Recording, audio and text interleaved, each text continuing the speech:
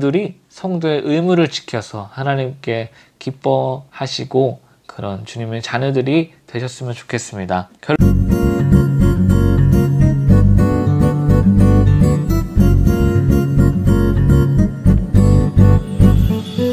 모든 이에게 살아있는 영역을 안녕하세요. 에클레시아들 반갑습니다. 선오빠입니다. 안녕하세요.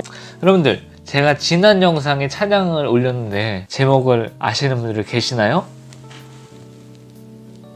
네, 맞습니다. 바로 성도의 노래인데요. 우리는 성도님이라고 교회에서 많이 부르죠. 성도님, 안녕하세요. 성도님, 안녕하세요. 그렇다면 여러분들은 성도라는 말이 어떤 뜻인지 아시나요? 모르시죠? 그러면 이 영상을 보시면 성도라는 뜻이 저런 것이구나 알 수가 있으니까요. 오늘 영상 끝까지 보시면 좋을 것 같아요. 시작하기 앞서 앞으로 선오빠TV를 보시기 원하시는 분들은 좋아요와 구독을 눌러주시면 업데이트된 영상들을 보실 수 있으니까요. 좋아요와 구독을 눌러주시고 시청해주시면 감사드리겠습니다. 영상을 시작해보도록 하겠습니다. 렛츠 기릿! 제가 성도에 대해서 검색을 해봤는데요. 그리스도를 믿고 하나님의 자녀가 되어 속된 세상에서 거룩한 하나님의 공동체의 일원으로 부름받은 자들이라고 나옵니다.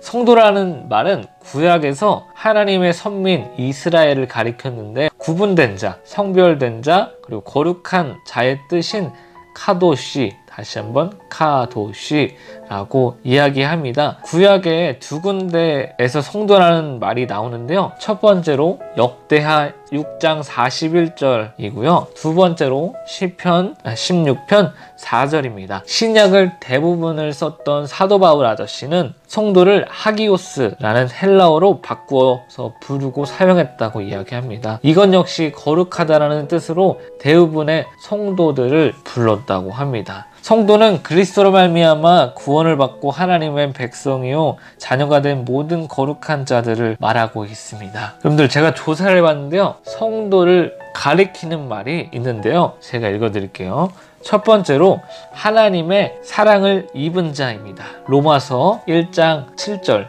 이렇게 여기 띄워드릴게요. 하나님의 사랑을 입은 자입니다. 두 번째로 믿는 자입니다. 사도행전 5장 14절 믿는 자입니다.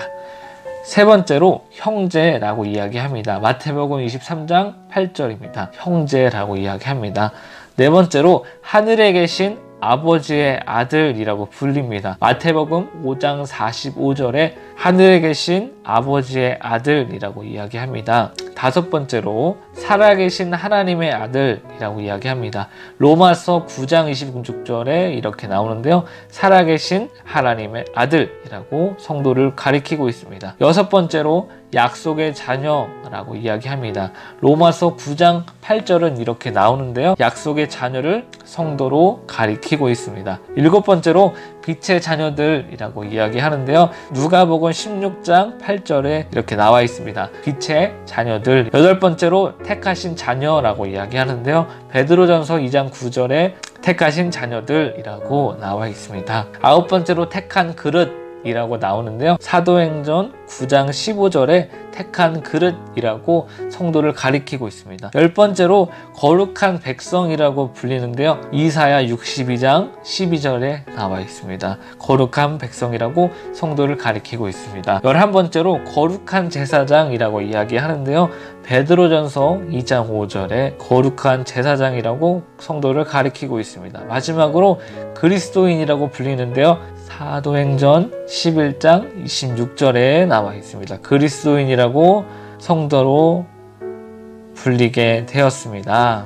이렇게 12가지로 성도를 가리키는 말이 나오는데요. 그렇다면 성도에게 지켜야 할 의무가 있다는데요. 제가 읽어드릴게요. 하나님을 믿으면 우리가 자연스럽게 행위가 따라옵니다. 이것을 하기가 쉽지 않죠. 저 선오빠 역시 쉽지가 않습니다. 어떤 의미가 있는지 하나하나 살펴보도록 하겠습니다. 첫 번째입니다. 하나님을 찬양하는 의무가 있습니다. 우리를 태어나신 목적이 하나님을 찬양하기 위해서 태어났다고 이야기하셨죠. 두 번째로 우리는 여호와를 사랑하는 의무가 있습니다. 여호와를 사랑하는 마음으로 살아가야 할 것입니다. 세 번째로 여호와를 경외하는 의무가 있어야 합니다. 두렵고 떨림으로 바라보고 주님을 그렇게 할 의무가 있습니다. 네 번째로 여호와를 의뢰하는 의무가 있습니다. 다섯 번째, 형제를 위해 기도하는 의무가 있습니다. 우리가 나를 위해서 기도하는 것도 좋지만 형제를 위해서 주님의 마음으로 기도하는 것이 성도의 의무라고 이야기하고 있습니다. 여섯 번째로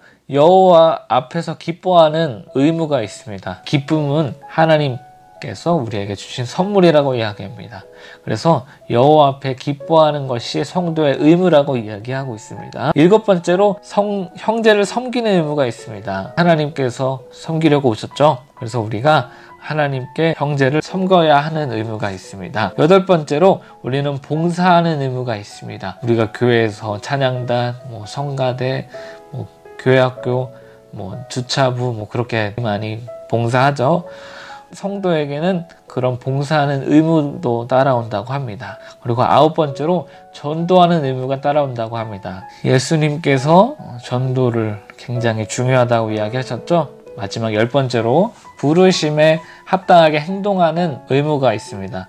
하나님께서 우리를 부르실 때 우리가 아멘으로 순종하면서 행동을 하면서 살아가시는 성도의 삶으로 살아가시는 우리가 되었으면 좋겠습니다. 10가지 정말 쉽지 않은 것들이 있는데요. 여러분들 십계명도 10가지잖아요. 쉽지 않죠. 기도하면서 이 영상을 보시는 모든 분들이 성도의 의무를 지켜서 하나님께 기뻐하시고 그런 주님의 자녀들이 되셨으면 좋겠습니다. 결론입니다. 질문 하나 해볼게요. 여러분들은 성도이십니까? 오늘 영상은 이렇게 마무리하겠습니다. 영상이 괜찮고 유익하셨다면 좋아요와 구독을 눌러주시면 앞으로도 알차고 선한 영향력으로 찾아보도록 하겠습니다. 주님은 당신을 사랑하십니다. 샬롬. 다음 영상에 또 만나요. 안녕. 끝.